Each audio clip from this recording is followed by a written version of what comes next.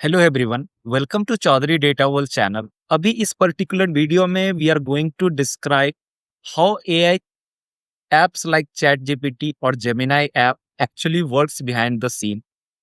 जब भी हम कोई प्रॉम्प्ट डालते हैं within the behind the scene क्या सारे स्टेप्स यूज होते हैं to just give you the output.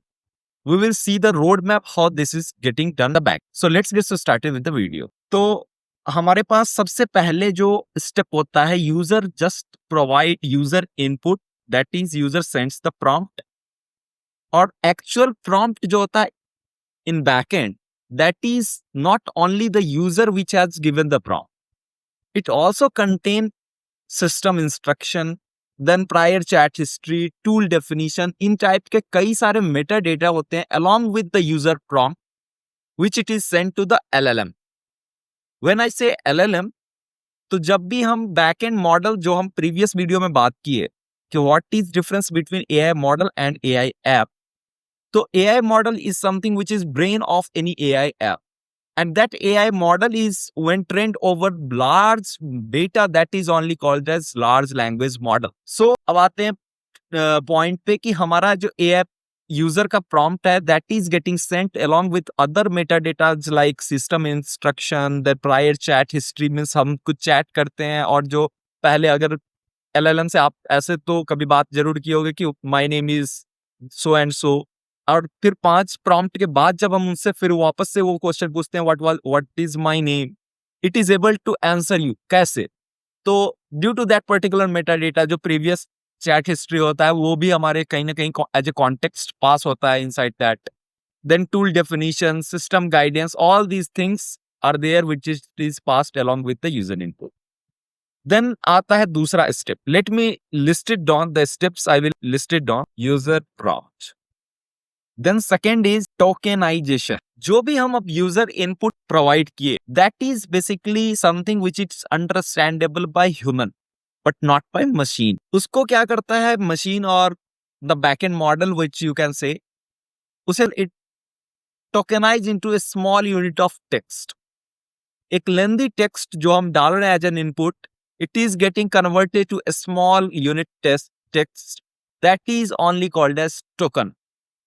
और इसका सिग्निफिकेंस ये होता है कि ऑफ कोर्स ये आउटपुट प्रोवाइड करने के लिए नेसेसरी है, and the costing and the pricing of any AI model is often based on this token only, कितना हम टोकन प्रोवाइड कर रहे हैं। सो इंजीनियरिंग कम्स हियर ओनली कि आप कैसे कम से कम प्रॉम्प्ट में कैसे कम से कम टोकन्स यूज किए, how you can retrieve the better output. So it is over there engineering involve, कि इसी में हमारा स्किल काम आता है कि how we are providing the prompt, how we are utilizing our tokens. So hope you got कि token होता क्या है actually. So tokenization is another step after user prompt. Then third step is embedding. Now words from input are words, but actually what it is provided to the LLM model or the AI model is not the word. It is the numerical format, or you can say in mathematical or the technical term, it's the vector which it is created against that particular token which has been generated. तो एक mathematical vector generate होता है, और in simple term एक mathematical code generate होता है against each of your token which has been generated. Now this particular embedding or the vector is provided to the LLM model or the AI model. और यहीं पे हमारा main काम होता है जिसमें कि semantic, actually this particular embedding or the vector which we have prepared, यही अब काम आएगा for the next step, जहाँ पे कि similarity check होगा, क्योंकि whatever you question you have asked, definitely this question will be having some contextual meaning, maybe having some semantic meaning, right?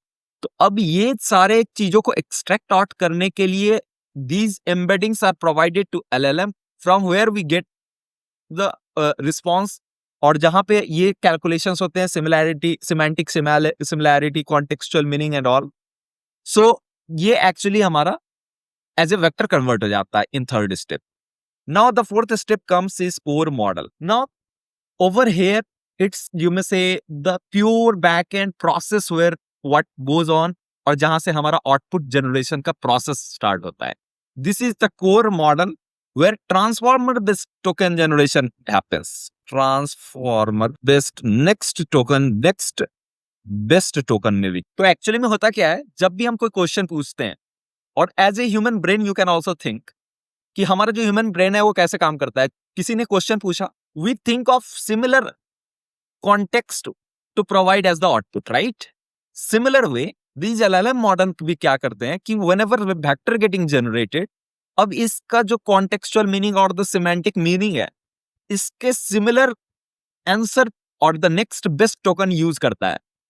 Token by token generate होता है हमारा answer. मतलब अगर मान लो कि हमारे आंसर और आउटपुट में वर्ड्स हैं, तो ऐसा नहीं है कि वो एक साथ जनरेट हो जाता है। It is something which token by token generate होता है बिहाइंड द सीन, कि जो ऐसा एक पहला वर्ड जनरेट हुआ, now what is the best, what should be the best word after this particular word. तो यहीं पे हमारा एक कह सकते हो कि एलएलएम वर्क स्टार्ट होता है, and that is only called a transformer based, you may say next big best token generation है। This is completely different topic और ऑफ टॉपिक की ट्रांसफॉर्मर क्या होता है, how this work. Definitely, we are going to discuss a bit about that as well. But for now, it's sufficient to understand that there is a transformer which basically sees for what is the similar next best token, whatever has been generated previously. फिर हमारा ये इस तरीके से answer prepare होता है। Then comes RAG. So fifth step is RAG, and this is optional step. It's not something which is mandatory in every of the cases. अब मान लो एक एग्जांपल कि हमने क्वेश्चन पूछा, एक जेनरिक क्वेश्चन पूछा कि how we can start a YouTube video creation, इस टाइप का हम क्वेश्चन पूछे। तो एक एलएलएम मॉडल के पास इसका एक जेनरिक आंसर होगा, that will be provided to you.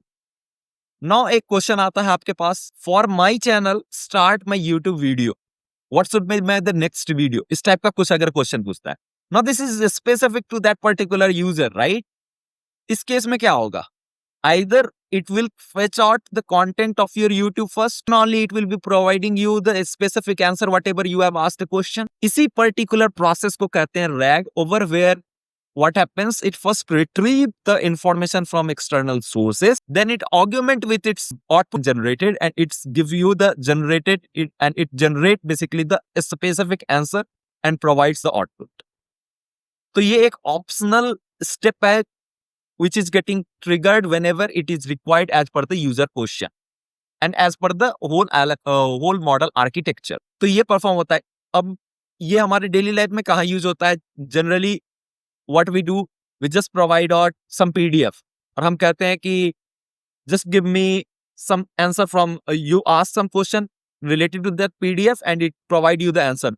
अब उस टाइम पे क्या होता है कि ये रैग, हमारा रैग का कॉन्सेप्ट वहां यूज होता है। पहले वो रिट्रीव करता है all the information from that PDF, then it gives you the specific answer to your question.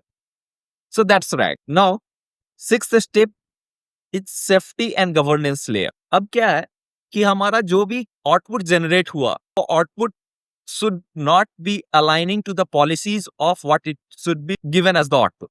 मतलब कुछ एक पॉलिसीज होता है ऑफ कोर्स सारे एप्स का, वो कहीं ऐसा तो नहीं कि वो अपना मेटा डेटा रिलीज कर रहा है, या कहीं ऐसा तो नहीं कि there are some answer which it is not up to community guidelines. So कई सारे तरीके के गार्डरेल्स होते हैं जो इस पर्टिकुलर लेयर पे होता है। जो भी आउटपुट जनरेट हुआ passes to this particular layer, then it is filtered out from that layer and given to you as the end user. तो फिर उसके बाद एक एंड यूजर के पास ये पर्टिकुलर आंसर मिलता है।